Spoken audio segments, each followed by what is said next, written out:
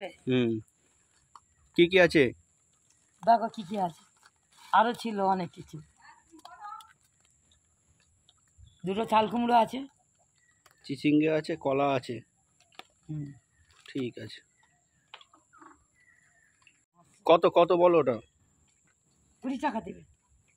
আর একটা চাল কুমড়ো তোলো। 20 টাকা। তোলো।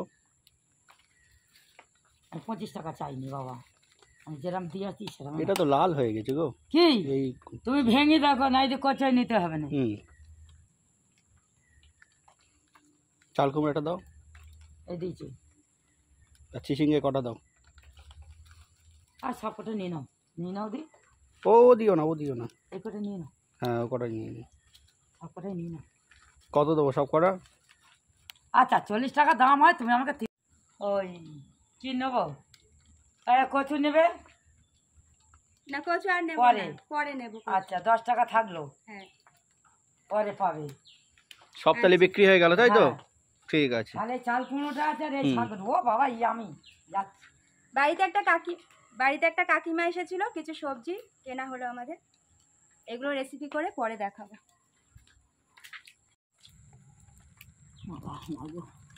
ভালো থাক বাবা, আমি আবার আসি।